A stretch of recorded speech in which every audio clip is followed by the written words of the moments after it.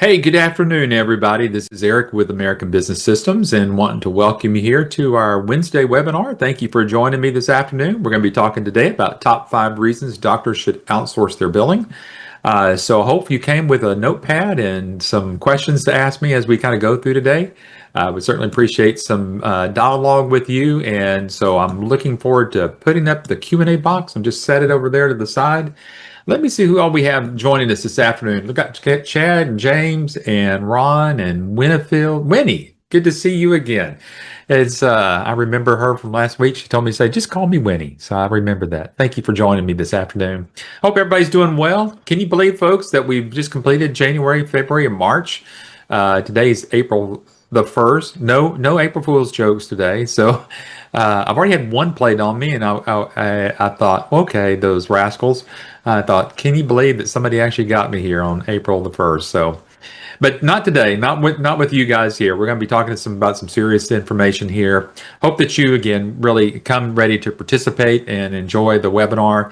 I am going to be having you ask me some questions. So one of the things that you can certainly do is find that Q&A box. Again, for those that have joined me in the past, I've always asked just type in where you're located. I always like to know where everybody is located. And in that, when you do start to put in your questions, there are the little icons that show the little hand claps or the thumbs up or the hearts.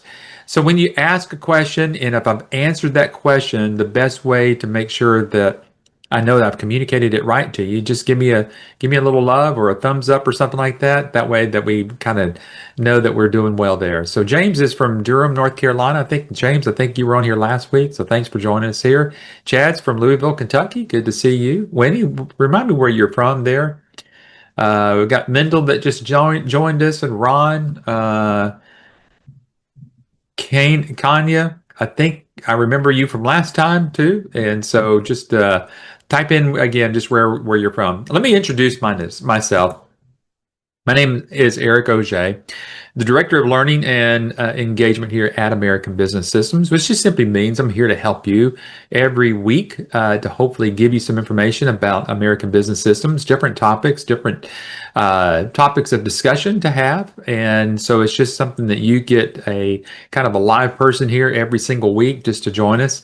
It's kind of funny, everybody's got a podcast now and everybody's got these video blogs and everything. And gosh, Patrick and I was looking over our YouTube channel there at ABS, and I started going back 13, 14, 15 years and just looking at all the webinars that we've done and some of the topics that we've discussed over there. And so it's pretty cool about how things have developed and changed, and we've added some things and improved things as we've gone over through the years. So I certainly welcome you here this afternoon. Winnie's from New Jersey, so I appreciate you joining me here.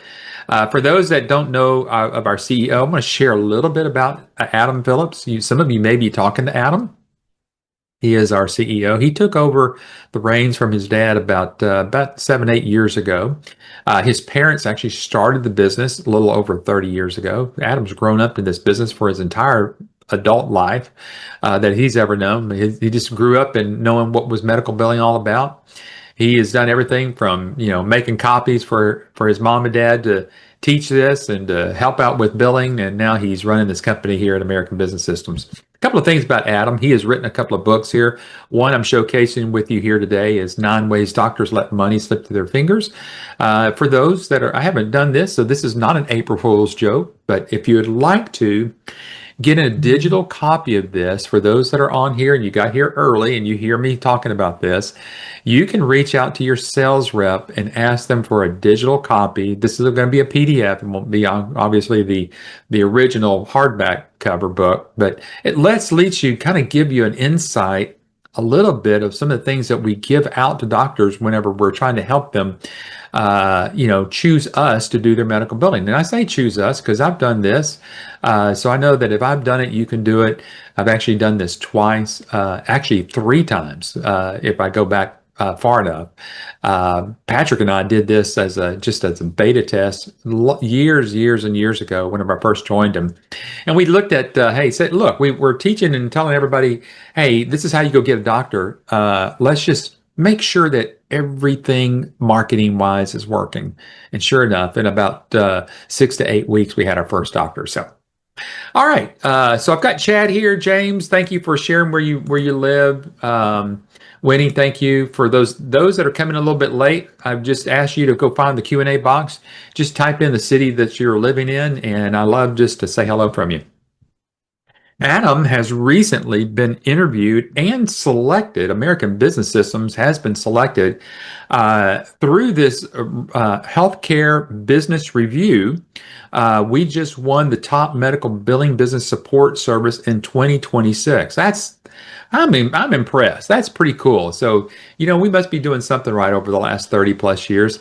In that magazine, not only did they showcase American Business Systems, but they have an article there from Adam. So you can see that. But here's our certification that we actually got certified as recognized in American Business Systems as a stellar reputation and trust among customers and industry peers. Evident in the numerous nominations we received from other subscribers, American Business Systems emerged as top medical billing business support service in 2026 after an extensive evaluation by an expert panel of C-level executives, industry thought leaders, and our editorial board. So kudos to ABS. So there we go. A little bit about who we are and some of the strides that we've been making over the years. David, you're from Birmingham, Alabama. Good to see you. Thank you. Appreciate that. And Mendel's from Livingston, New Jersey. Thank you, guys. Appreciate it. Adam has also been showcased in a healthcare magazine called Billing and Coding Advantage magazine. He's written several articles. I'm just going to showcase a couple of these that over the last year. I know that he's prepping for some more that'll be coming out in 2026. Usually he gets in 2 to 3 articles every year, and it only comes out bi-monthly, so every other month. So it's not a magazine that goes out frequently. But he wrote 2 articles. One is called The Shrinking Private Practice and Why Billing Expertise Can Be a Lifeline to Private Providers, okay, independent providers. And the one that we get a lot of buzz on quite often, and that is the rise of artificial intelligence and how is that going to impact us in this field of medical billing? Will it be even worth joining American Business Systems? We say yes. Read the article. You'll get it. You can get a copy of both of those articles if you'd like to, directly from your sales rep. So just ask them for the PDF. Okay. And Anada, hope I said your name correctly. It's from Richmond, Virginia. So good to have you here this afternoon. One more thing about Adam, he is the founder of an organization called MIRMA. MIRMA is the Medical Revenue Management Association of America. It is this group that certifies you as a certified medical revenue manager. And this helps you to establish who you are in the industry. Y'all, excuse me one second. I think I've got to sneeze. Sorry about that. At least I was able to shut my microphone off for just a second. But MIRMA is the organization that you'll be a part of as the nation's largest independent group of medical billers. And it is this group, again, that certifies you as a certified medical revenue manager. So you can get to carry the CMRM credentials on all of your marketing material, which includes your business cards and everything else. And today's not the day that we're going to look at marketing. Today, we're really just going to dive into the depths of, again, why would a doctor even want to outsource their billing in the first place? And so over the last 18 years that I've been part of American Business Systems, I think I've come up with the top 5 things. Now, these are not just from me. These are from industry leaders as well. One being Dr. Vicki Rackner, who is on the board of directors for MIRMA. She has been showcased here several times. I've interviewed her several times throughout being here over the last 10 to 15 years. And she's a well worth resource for us and for our groups that are coming in here. But I want to share with you a couple of things. I want to share with you a little bit of market research. Then we're going to dive into the 5 reasons why doctors should outsource their billing, and just a little bit about showcasing why ABS might be the right fit for you. Okay, so it's kind of a breakdown of what we're going to do today. So a little market research on this, just kind of show you that healthcare and medical billing is the right way to go, and then we'll dive into the 5 reasons. Okay, and if we got any more time, we'll go through anything else that we can jump in there. All right. So anytime that you see this um, slide here, feel free just to jump in and ask me some questions. If you feel like you're going to ask a question, just feel free to do that. Now, I will say this again before we get started. If you do put in a question over in the question box and I get to read it, and I know that I'm coming up on that question a little bit later, I'll just say, "Hey, I've got your question marked. I haven't erased it yet, so it's going to stay up at the top." But I'll get to it here because I'm about to answer that question through a slide. So, but if I can, I'll answer it right away. Specifically, if it's about the topic slide that we're on or the topics that we're on at the point. All right, just a little market research. Okay, the medical billing outsourcing market is still booming. It is a 16 to 19 billion dollar industry, folks. I mean, this is nothing that's going away. So when you're doing your research on business opportunities and or franchises, you're always wanting to figure out, is there a future in it? You know, you got to see, gosh, is there opportunity past 6 months, a year, 2 years, 3 years, 5 years? I can tell you that we've had some folks that have been with us now on the length of 10 to 15 years that are still doing medical billing, and they've got a thriving medical billing practice here. And is projected to reach 30 to 54 billion by the year 2030 and 2034. Now, if you think about that, that's just a little under 10 years of growth there, and you can see how it's just almost completely doubled. Already, 57.68% of practices have outsourced their billing operations, and the industry is growing at 12.3 annually. Okay. Now, if you want to know exactly where I got that information from, I just didn't pull it out of the sky. You can see there that it's under grandviewresearch.com. And then all the forward slashes out there. I'm not going to read it all there to you. So here's another thing that you can do. Number one, if you'd like to, and you want to take a screenshot of this for your own research, go ahead and take a quick screenshot of this. We certainly don't mind you taking screenshots of anything that we have up here. Or if you want to just get the entire deck as a PDF, you can certainly reach out to your sales rep later today or tomorrow and get a copy of it. Okay.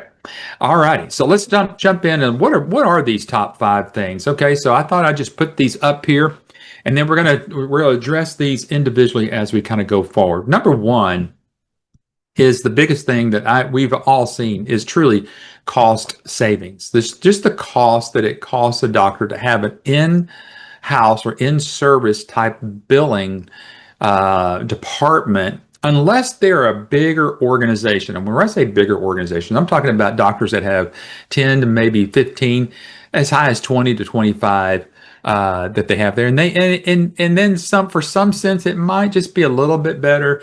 However, don't shy away that if you don't end up running against a group of doctors that are 5 to 10 in a group, because they're looking to get that outsourced as well. So that's a kind of a sweet spot. And I'll kind of break this down real quickly. 1 to 5, first of all, is great for you. And 1 to 5, you can pretty much do on your own. So if you were able to find either 1 to 2 to 1 single doctors 5 times, so you have 5 practices, pretty much you can do the billing by yourself and not have to have any other additional help. However, if you end up with one group and it has 5 doctors in it, you can probably still do that with just yourself, maybe somebody from your family helping out with a few things there. But anything over 5 and more, you're certainly going to need more support. You're going to need to get some people on board with you. But for the doctor itself, we're talking about the cost savings for the doctor. And we're going to go over that a little bit here in just a moment. Staffing challenges, just the challenges of staffing a full-time employee in an office. I've experienced that in my career. even with doing our own billing. I'm still in healthcare today. I have staffing that I work with. And just like anything else, folks, when you have staff, you got people that will come and go. Some people will leave just over just a little bit more money that they found somebody else.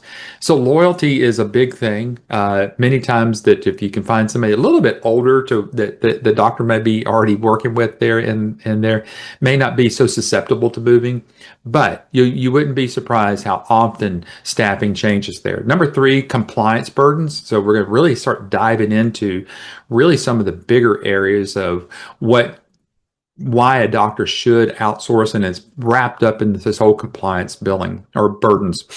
Potential penalties that we're going to talk about, and clawbacks. Now, this is something I've never talked about before on a webinar, specifically about clawbacks. So I'm going to kind of dive into that a little bit.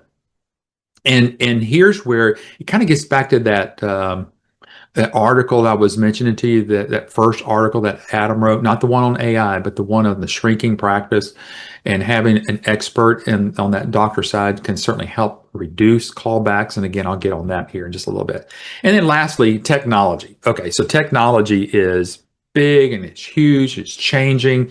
It's affecting all of us. It's affecting, gosh, even today. I mean, folks have kind of to date this thing a little bit today. Again, today's April the 1st in 2026. And sometime in the next hour and a half to 2 hours, we're going to launch again some astronauts in the air and going up to the moon today. Just imagine the technology changes from whenever I was a little boy, 8, 9, 10 years old, watching all of the NASA rockets going to the Apollo missions that were going up there. Just the difference in technology from then to now, and how important technology plays in healthcare now, and especially with artificial intelligence. I'm going to talk a little bit about that. So I always reserve a little bit of time to talk about that. So if you got questions, then would be a good time. All right, let's deal first with the first one. This is cost savings. Cost savings drives outsourcing decisions. So again, 35% of practices typically see 30 to 40% operational cost reductions through outsourcing. Okay, so let's get that. And you might be thinking, where does that money come from? Well, again, when a doctor hires a full-time employee to do billing, it's not just usually just one person. It ends up almost being the entire staff that ends up doing it. So when you start to do what we will teach you how to do, which is called a practice analysis. We're going to really find out how many hands are in the pot on actually doing medical billing, and then we'll do a cost analysis on that and what it truly is costing the doctor. Just simply getting the billing outside the office can truly begin to reduce expenditures and reduce some of the cost that it's just costing the doctor to keep a full-time employee there in the office. All right, so if you can do that, guess what else you're doing? Well, you're doing what you talked to the doctor in the first place. You're here to help them increase their cash flow. So obviously, by reducing cost there through a full-time employee, you're able to help that doctor's cash flow increase. Now, some of you, if you're, thinking the way that I thought there in the very beginning is, okay, so if what happens is the doctor going to have to let that person go? No, not necessarily. That person actually becomes useful to the doctor on some things that really need to happen in that office, and help you as the outsourced medical billing company to make sure that they have everything. So they actually become an asset, and we can show that asset analysis through the practice analysis that we do. So just remember that up to 35%, and then we just say the average 35%, typically we'll see some cost reductions just outsourcing, first of all. And then 90% of collections rates actually the collections rates go up to at least a minimum of 90%. Now, I say a minimum of 90% because let me share with you right now, because a lot of times claims are not paid because they are denied, and a lot of times they're denied on their first submission. So that means typically, only 70 to 80% claims actually get to go through whenever you've got a full-time in-house team versus if you have it outsourced. And I'm talking about outsourcing just to, any other medical billing companies that are out there that are not associated with a medical with American Business Systems. Typically, that's a good rule of thumb. Now, where do we sit? Where do our folks sit? When they're doing billing when they've gone through our training and they've got their certification as a certified medical revenue manager and implement a lot of the things that we teach right off the bat, especially if they end up using iClaim and EMRX, we're seeing collections be as high as 98%, because what reason I say that is because we have less than a 2% rejection rate. So that means we're getting more claims through.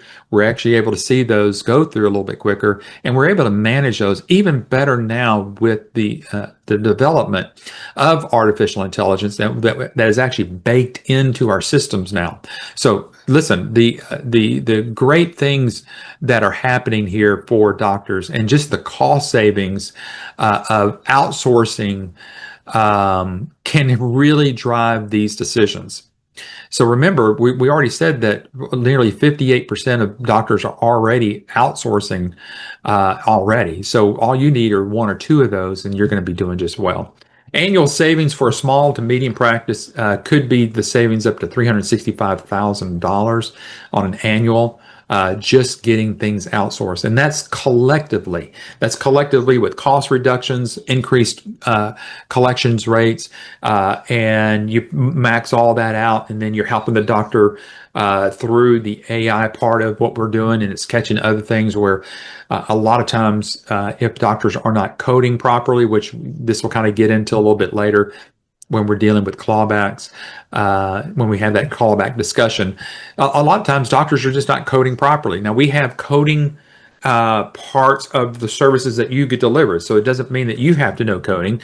We've got certified professional coders on our teams that can help you evaluate where the doctors are missing it. So whether they're overcoding or they're undercoding. A lot of times doctor undercode, and again, leaving money on the table. All right. One last thing on this slide here, and that's the hidden costs. Practices typically lose 20 to 30% of potential income due to just improper billing. So you take all of this together and you're going to just make a huge impact in a doctor's office, just getting the billing outside of the office. Okay. So that's the first one. Okay. So it's cost savings is a reason why, one of the top reasons why doctors should outsource. Okay. Before I go to the next slide in the second little section here, does anybody have any questions for me? I'll be happy to just pause here just for a second. I'll even get me a little sip of water here while I'm waiting to see if there's any particular questions. All right, if there's not, we're going to move on. Okay. Now you've risen your hand here. See, somebody rose their hand. Who was that? Oh, Olesigun. Hopefully I said Olesigun. Hopefully if you want to, there's the Q&A box. If you find the little Q&A box and you'd like to type in a question, that's where you need to ask me a question. I know sometimes it gets a little confusing because we get these little icons and it says raise my hand here. But if you've got a particular question, just type it into me in the Q&A box. Okay. And I'll make sure I take care of that. All right, staffing challenges. Okay, so let's look at this is again something that's difficult for doctors to manage. Again, typically in a doctor's office, there's about a 33% chance of turning over their support roles, just because of disruptions and something's occurred.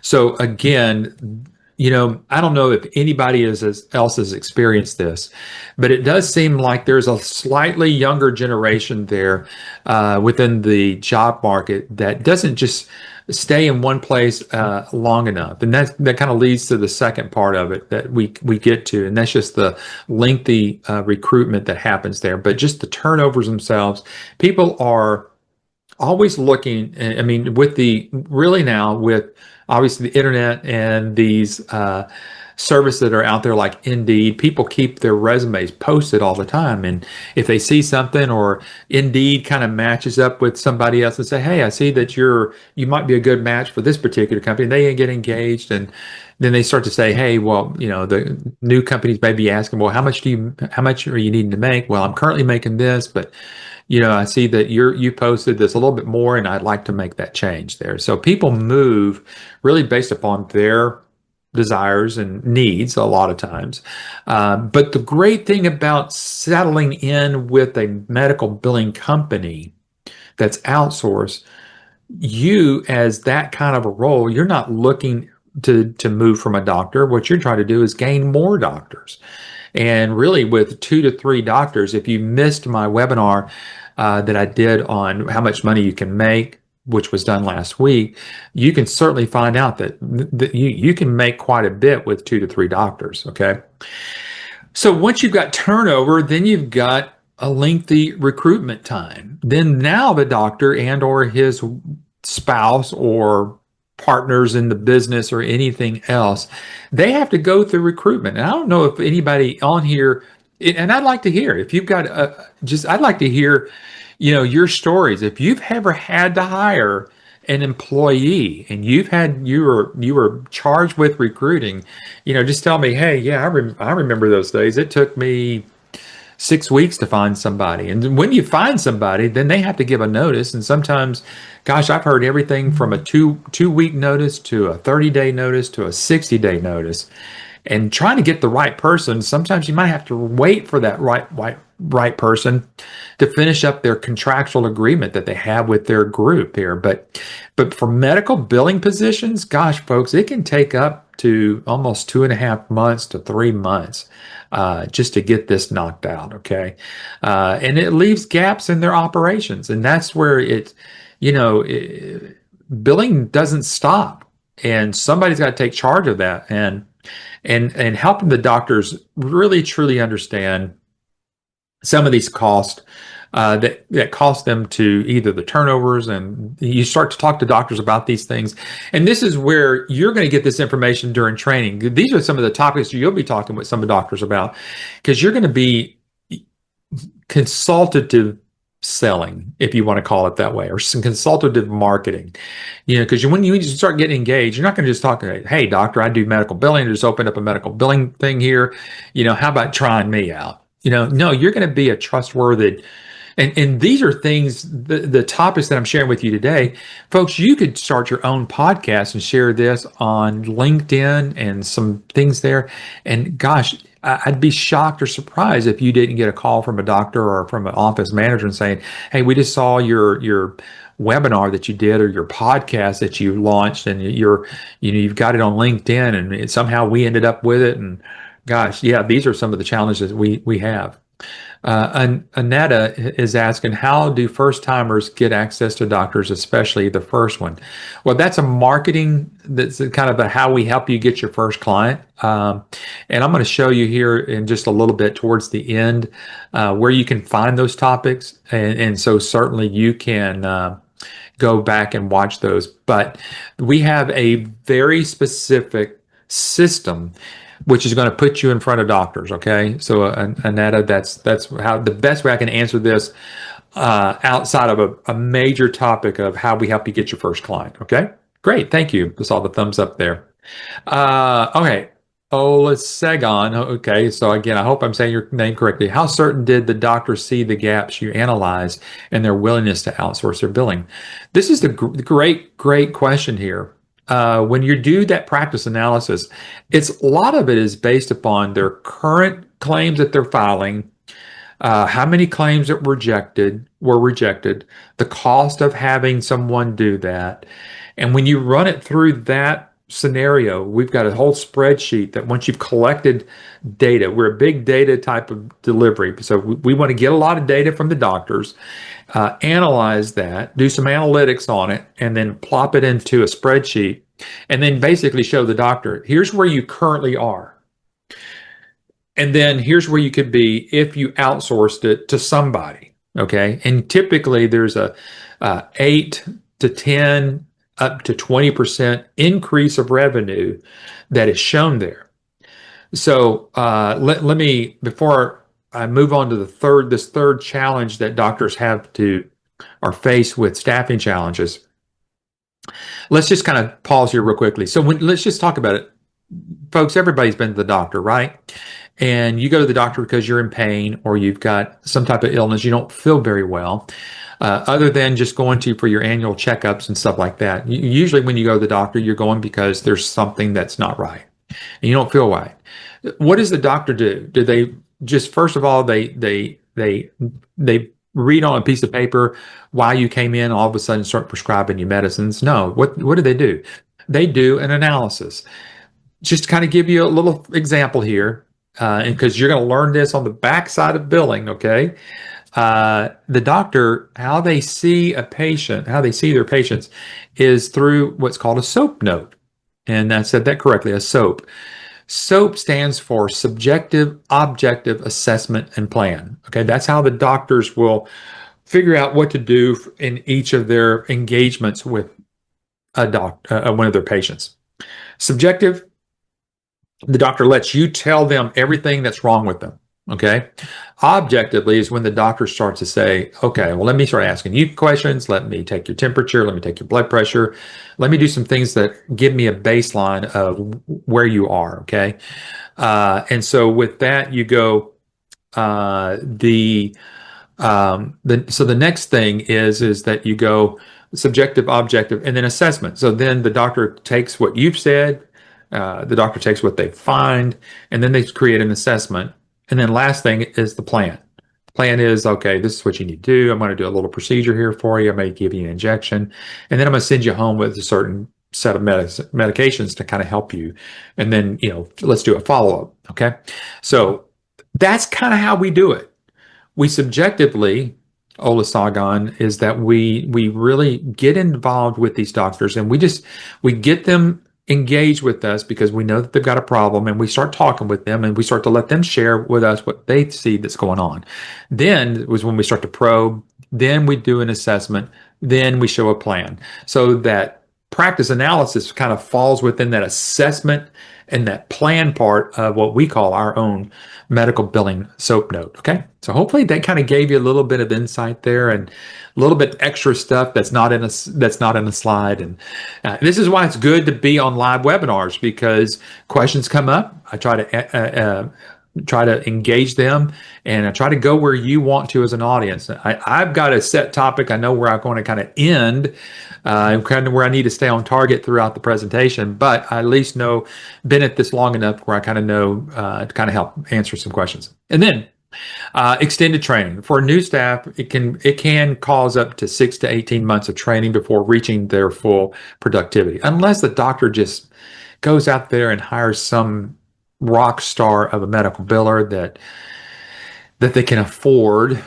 That's always a balance. How much is this person going to cost me as a full-time employee is always something there. So then if the person says, there's certain certifications that I got to get through, there's a cost that go through that. And then just talent pipeline. Experienced billers are moving to remote roles at higher pays. I'll tell you what, a lot of them are doing. They're going in and starting their own medical billing companies. And we see them on here. We see that, gosh, they worked at a doctor's office. They've gotten really good at doing their medical billing, and they go, you know what?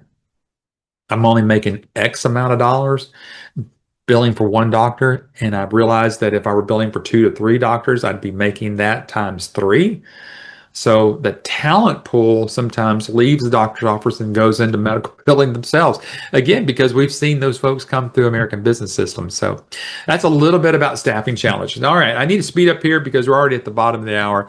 Compliance burden. Now, some of this other stuff won't take us too long, but I've kind of laid this really heavy foundation here of at least 2 areas in which doctors need to really consider why they should get that billing outside of their office. Many times whenever I'm talking to doctors, I'm telling them, doctor, really what's happening, you've got 2 businesses running here. You've got a full-time medical practice here that you're just trying to see people and help them get well. Then inside your own office, you have another practice going on, which is what's called a medical billing business. Okay, that's what's happening here. So you're trying to juggle two things. Imagine the doctor trying to do their own accounting.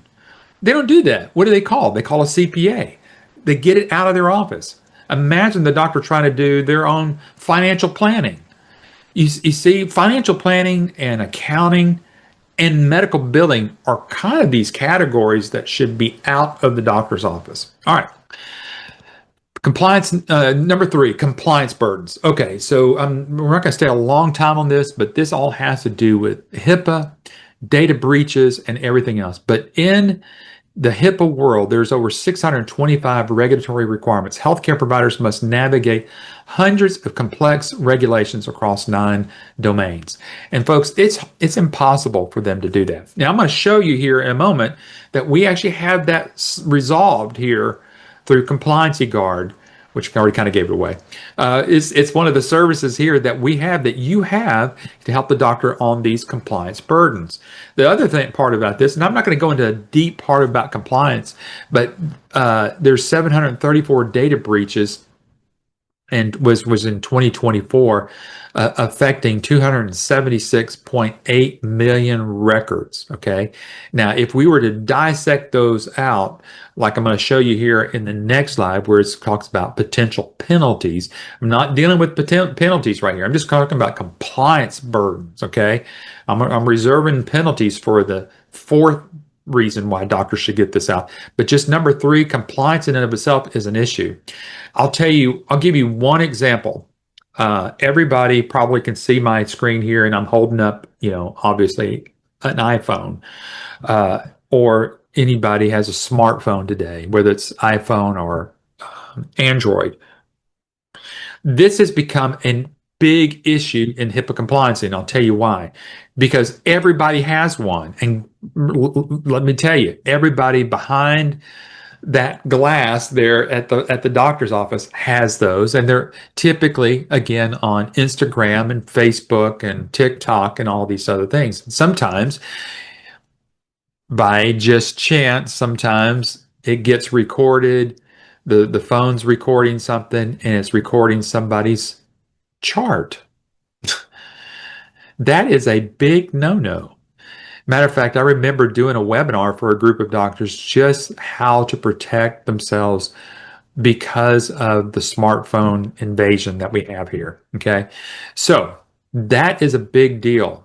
And through Compliancy Guard, we can actually help the doctor train for these things and set up all their compliancy, everything that they need in and throughout the year. Okay, so compliancy burdens are a big issue. Okay.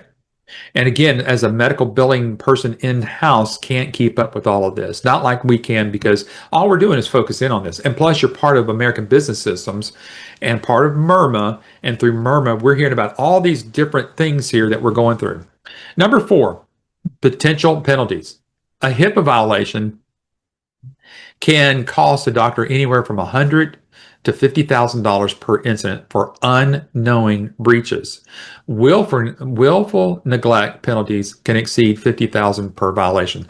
Willful are the things that we just talked about. Doctors knowing that there's smartphones in their office, and it even happens to the best of the doctors. Sometimes they've got their speaker on, and they start talking to a nurse about a particular patient, and all of a sudden they say the patient's name and say, "Hey, I just saw so and so, that patient's diagnosis is XYZ," and they've just blown it. That's somewhat of what you would think of as a non unknowing breach, but then willfully knowing that that's back behind there is tough. Okay. All right. So here we go. Lastly, on this part about, and this is a little bitty topic that I can't think I've ever talked about this before, and that is about clawbacks. And this is so important because I want to let you know that there are literally thousands of dollars of claims that have been paid by Medicare and commercial insurances that have been paid just to get clawed back during an audit. Okay. and it happens to the best of billers. And it's typically not necessarily about the billers themselves. It truly is about the doctors not knowing how to code properly. Okay. And you can see there clawbacks happen both with Medicare and commercial insurances when they are audited and they audit the doctor's claims and they find that they have over coded. Okay. So let me explain this real quickly. And this happens a lot with doctors. They may say, you know what, I've got a great biller. I get paid, my biller helps me collect, 95% of all of my claims. Then when we start to really do a deep, deep dive, really get behind some things, and we start to look at, well, how much did you get reimbursed? Then, doctor, did you have any clawbacks? Oh, yeah, yeah, yeah, yeah. I remember that.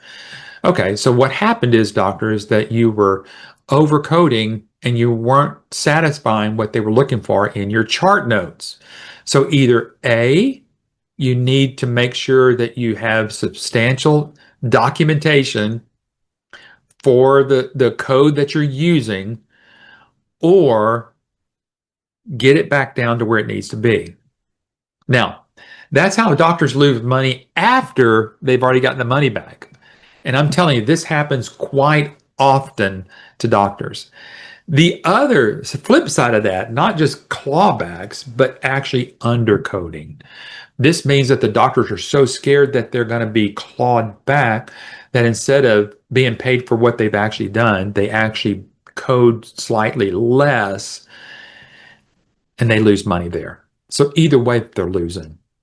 So these are some things that you probably never heard about before, but this all has to do with cash flow, whether it's HIPAA violations and penalties there or clawbacks because doctors have overcoded, or again, they're leaving money on the table because they're undercoding. They've done the work, but they're so scared of getting things clawed back. They go, no, I'm not even going to do that.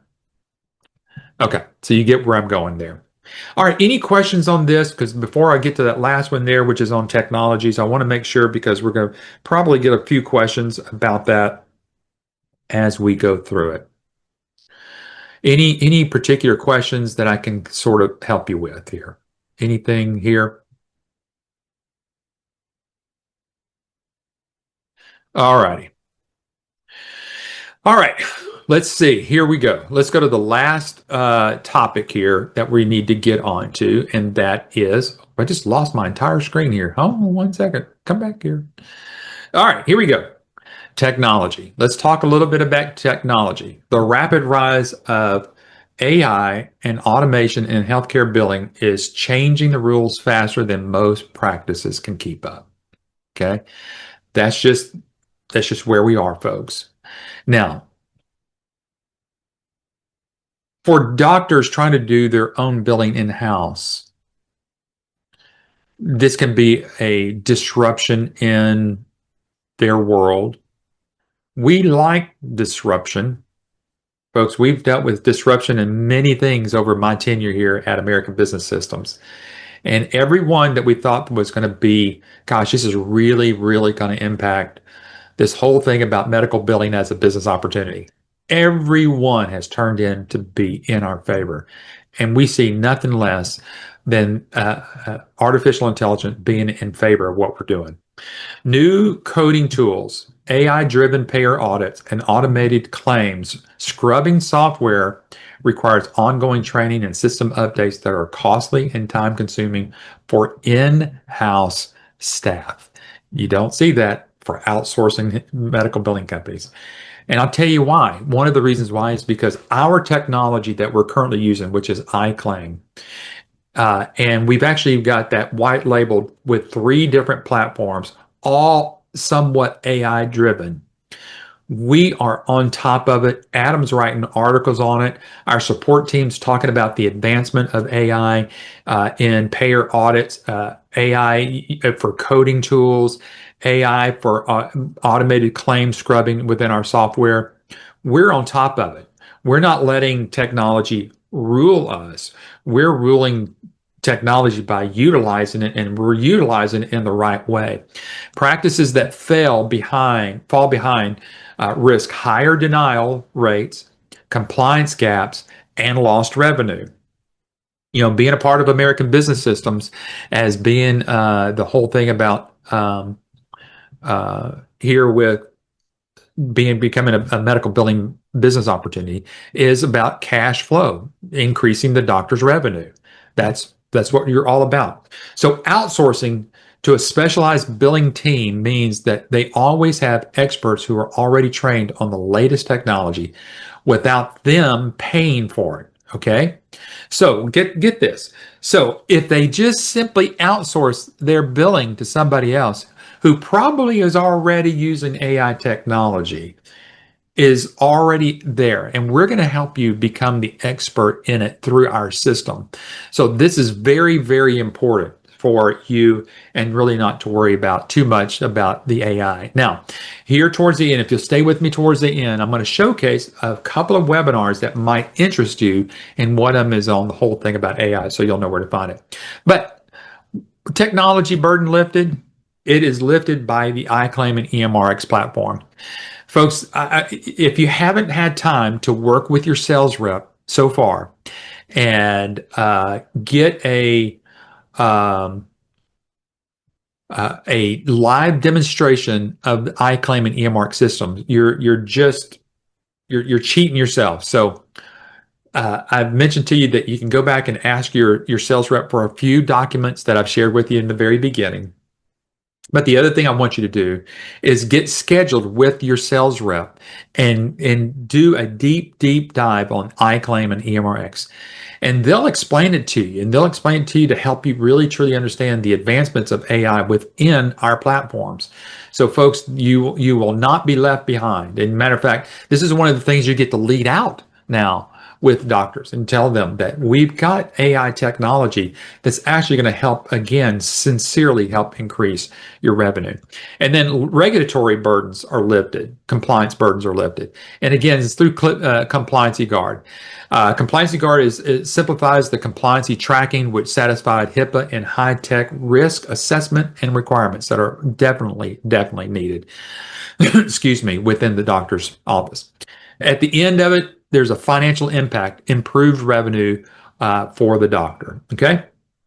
All right. I've got about 15 minutes left, and I'm going to go through why start with American Business Systems. Before I switch gears here to kind of move into that direction, are there any questions over the 5 things that I've discussed with you this afternoon? Any 5 things there that I've discussed with you? If not, again, I'm going to take a quick sip of water here. And we're going to talk about why start with American Business Systems. Let me kind of just give you a little bit of history about American Business Systems. It was founded in 1994. Now, there could be some of you here who weren't even born yet. And that's okay. 30 plus years of experience in this field alone. They were the industry pioneers, proving a successful system since 1986 or 1987. Gosh, I got married in 1986. So this group has been doing this for a very, very long time. Okay. There is no special education that you need. Some of you have probably been thinking about, well, Eric's talked about HIPAA compliancy or coding or, helping the doctors gain more money. Folks, you don't need a degree. You don't need a professional license to be a owner of a medical billing company. Think of it like this. You're the CEO of your company, and ABS has got this entire support team of people that is here to help you with every avenue that you need. The software handles all the coding, so you don't even need to worry about that. And again, with the advent of artificial intelligence, you're really, really going to be ahead of everything. We have a comprehensive training that has over 100 plus hours of continual education. Once you even get through with your one-on-one training, that one-on-one training is going to take you about 2 weeks to complete. By the time you get through with that training, you will typically know more about medical billing and the issues that the doctors are facing and the ways to fix their billing than most doctors do, just with the 2 weeks of training. And then with the added services of Code Writer or Audit Guard or Compliancy Guard or our remote patient monitoring devices that can help doctors see more patients and see them from home, and you bill for those things to again increase revenue. We're certainly here to help you out here. Excuse me. And then lastly, so one of the other things that I've shared before, and I'll share it at every webinar, is that ABS is the only business opportunity or franchise out there that actually provides you a 30-day, 100% money back guarantee. And on top of that, once you stayed with American Business after those 30 days, you have a free lifetime support in person, via email.